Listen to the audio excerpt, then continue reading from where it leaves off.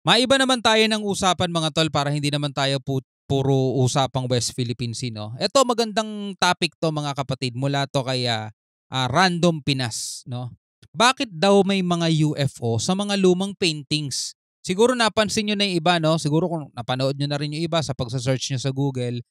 Tinignan ko ibang mga paintings, UFO nga ba talaga to? At ano kaya ang nasa isip ng mga pintor nila at bakit may mga drawing sila o may mga painting silang ganito, no? Yan ang ating aalamin mga tol. Mula rito kay Random Pinas. No, sama-sama tayo mga kapatid, panoorin natin to, bigyan natin to ng reaction at ng commentary. Pero bago yan, syempre hinihikayat kita, huwag mong kalimutan mag-subscribe kay Random Pinas. Nakalagay po ang link sa ibaba. So wag na natin patagalin pa, panoorin na natin to mga tol. Ang lahat ng UFO paintings na makikita mo sa video ito ay mula sa panahon ng Renaissance, nasa 1350 AD hanggang 1680 AD. Karamihan sa mga UFO paintings na ito na debunk na ng mga art historians gamit ang ilang alituntunin ng stylized symbolism at maganda naman ang kanilang mga punto. Pero alam niyo mga kapatid, kung meron mang mga UFO, kasi UFO, modern tawag na lang natin yan sa mga unidentified flying object eh. Mga alien, mga modernong tawag na rin natin yan para sa mga extraterrestrial being eh. Kung meron mang nakakasaksi ng mga extraterrestrial beings talaga, hindi sa panahon natin eh. Mas maraming nakakasaksi talaga nung panahon pa nila Moises, panahon pa nila na mga propeta, mga tol. Kasi doon sa panahon na yon mga kapatid, direktang nakikipag-communicate talaga ang Panginoong Diyos sa kanila. Minsan nagsusugo ng mga anghel.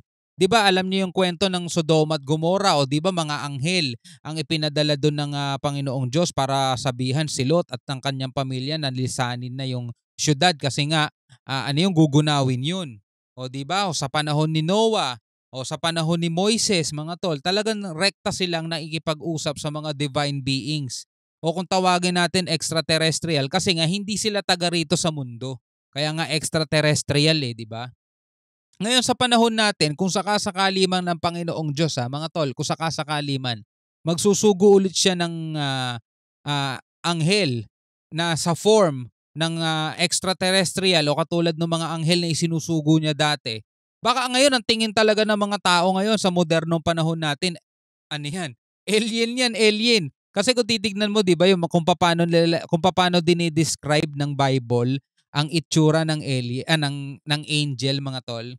'Di ba? Alam niyo na 'yan eh. Kung naniniwala kayo sa Bible, tingnan niyo kung paano dinidescribe ng Bible ang itsura ng mga anghel na nakasulat doon, 'di ba? May mukhang toro, na may leon, na may mukha ng tao, 'di ba? Katawan ng tao, may 9 na pakpak, 6 na pakpak. Ganun mga kapatid ang itsura, 'di ba? Meron parang gulong daw na punong-puno ng mga mata. Kung ngayon magpapakita 'yon, malamang alien talaga tawag ng mga tao doon. 'Di ba? Pero nung unang panahon, mas madalas silang nakikipag-communicate sa mga tao, 'di ba? Kasi sinusugo sila ng Panginoong Diyos eh. Kay Maria, 'di ba, anghel din ang kumausap sa kanya, sinabi magdadalang tao siya. Kaya kung may mga paintings man lalo-lalo na nung unang-unang panahon, baka nga sakali talaga nakita nila na personal. Ngunit marami pang malalim na usapin sa isyu na ito. Mas malalim. 1561 sa Nuremberg, Germany, may ilang reports ng misteryosong flying objects sa kalangitan. Para sa ilang mahilig sa usaping UFO, ang pangyayari tila nagpapakita ng labanan ng ilang extraterrestrial aircraft. Ayon sa isang broadsheet ng panahong iyon na pinablish ni Hans Glaser, April 14, 1561, nang ma-witness ng mga mamamayan ng Nuremberg ang isang aerial battle na lumabas mula sa araw, na sinundan ng paglitaw ng isang malaking itim na triangular object. Ang ilang spheres bumagsak sa lupa, punong-puno ng usok, tila nag-crash na UFO. Sa tala ng broadsheet, daan-daang spheres, cylinder at iba pang kakaibang hugis na object ang lumilipad sa kalangitan na tila naglalaban na ng mga ito. Ang pagsasalarawang ito ipinapakita sa isang woodcut engraving na nagpapakita ng mga halimbawa ng object. August 1566, 5 taon pagkatapos ng Nuremberg incident, nagkaroon ng malawakang reports ng isang celestial phenomena Nangyari ito sa Basel, Switzerland at nagtagal ito ng 3 araw. Tila kaparehas ito ng nangyari sa Nuremberg.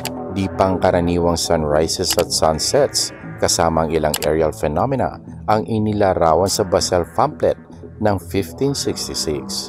Sa ulat sinabing ang mga celestial elements nakipaglaban sa isa't isa bago sumikat ang araw. Pulang-pula at itim na spheres daw ang mga ito. Ilang ufologists ang naniniwalang aerial conflict ito sa pagitan ng dalawang magkalabang extraterrestrial forces. Ang UFO Ark kasama sa Flugblatt of Basel 1566, isang leaflet na ginawa nila Samuel Cosius at Samuel Apiarius at nananatili hanggang sa ngayon. Ito ang kilalang The Crucifixion of Christ noong 1350. May kita sa ibabaw ng altar ng Vysoky Dekani Monastery sa Kovoso. Sa upper corner may kitang nakakaintrigang imahe ng UFO. Bakit ipininta ang object ng ganito? Tila mga capsule UFO may piloto sa loob.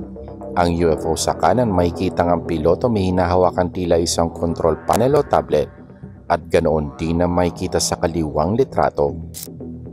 Ang Miracle of the Snow ng artist na si Masolino da Panicale noong 1400s ay sinasabing nagsasalarawan ng isang alamat ng isang snowfall sa Rome sa panahon ng summer noong 4th century.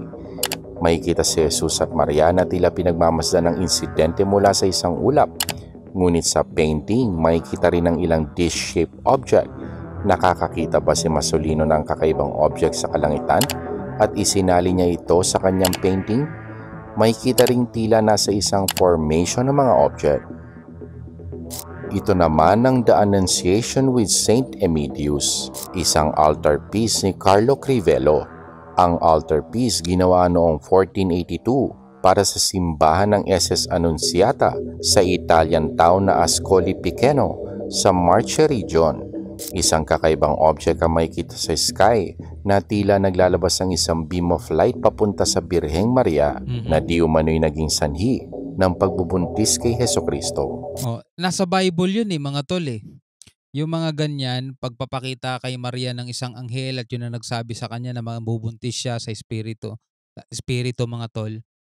Sa paglalarawan, kasi kailan lang naman tayo, sa paglalarawan ng mga makabagong tao, alien eh. Alien di ba? Alien ang tingin nila, UFO, alien. Pero tulad nga ng sinabi ko kaninang umpisa, nung unang panahon mga tol, talagang open sa communication mga tol, ang langit at ang lupa mga tol. Talagang nakikipag-communicate mismo ang Panginoong Diyos.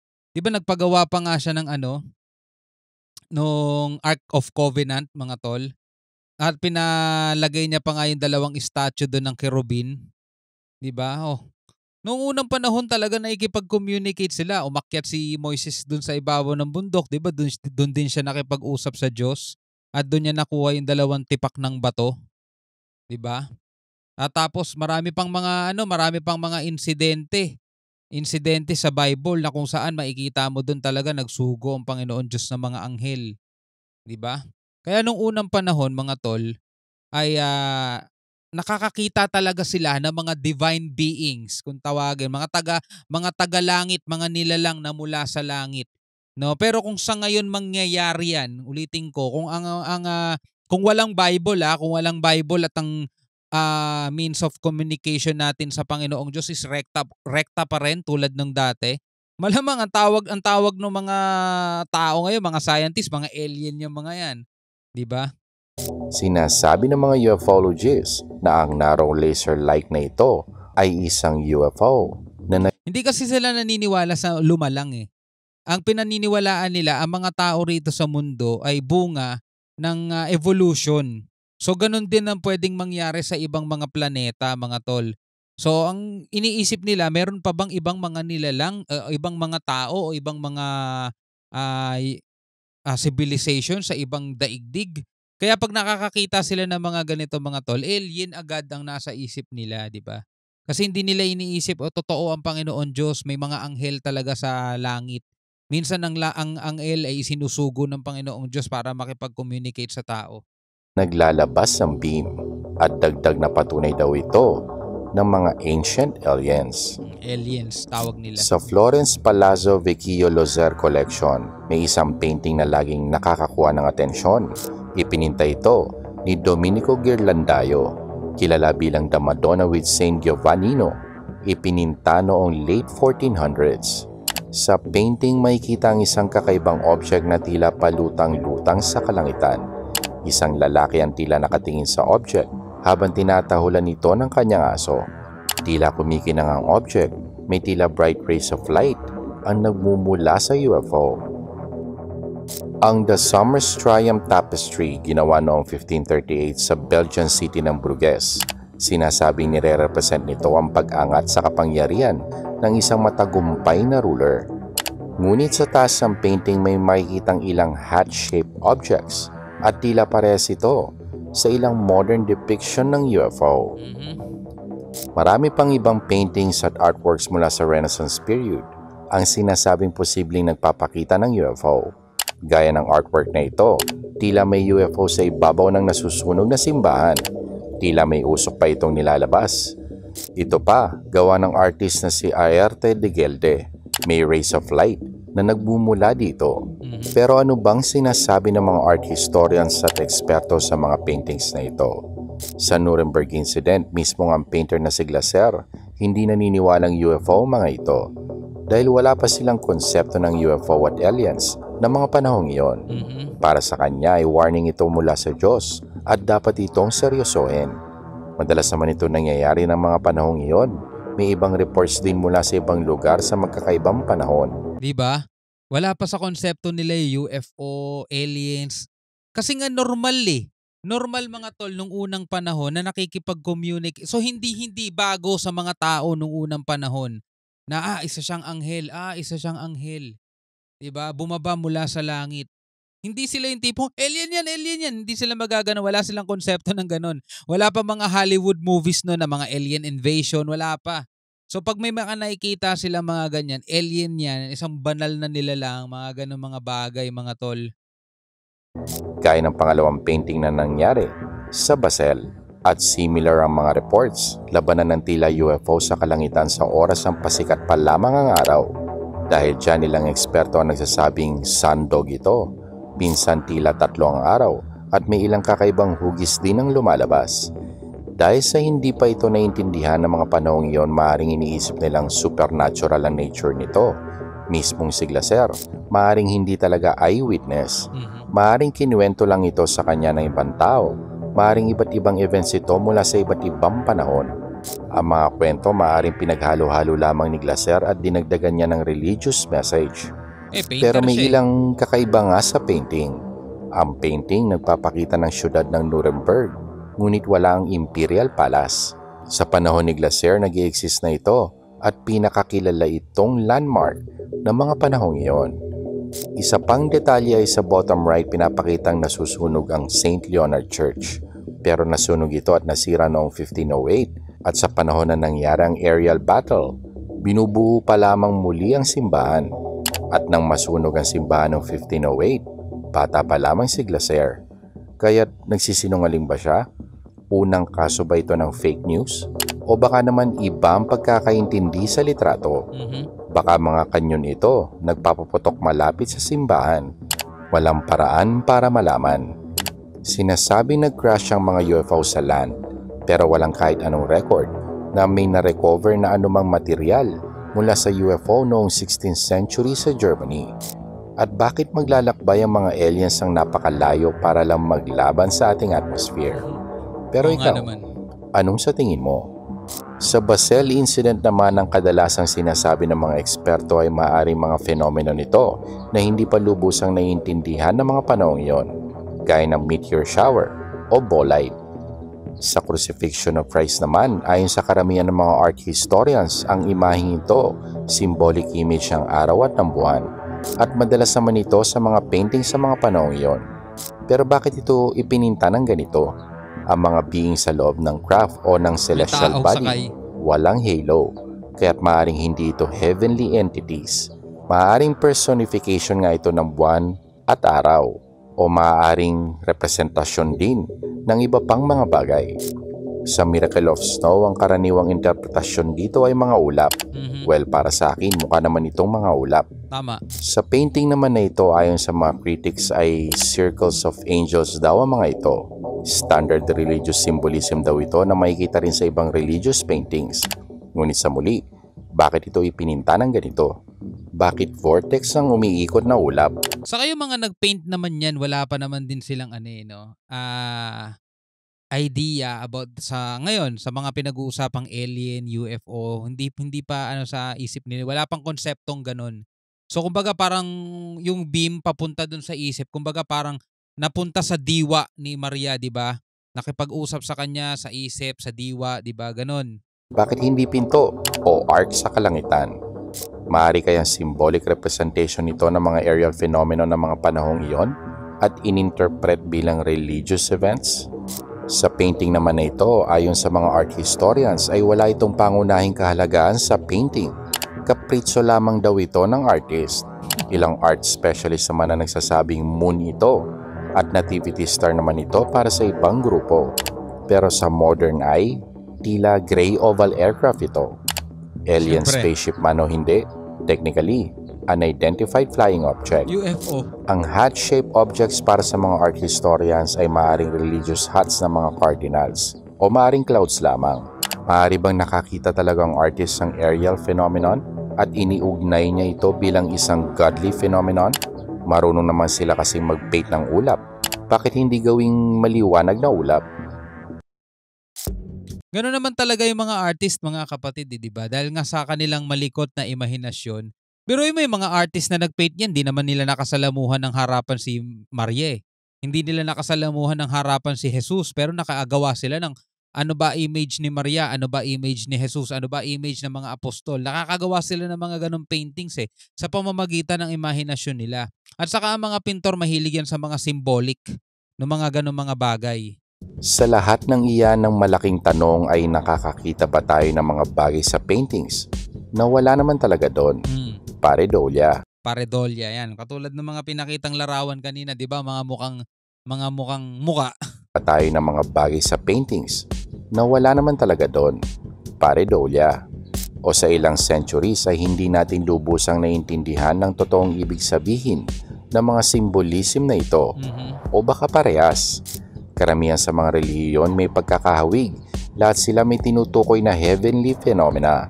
Kadalasan mga beings na bumababa mula sa kalangitan para tulungan ang mga tao. Ang mga Sumerians, merong Anunnaki. Ang Native Americans may Sky People.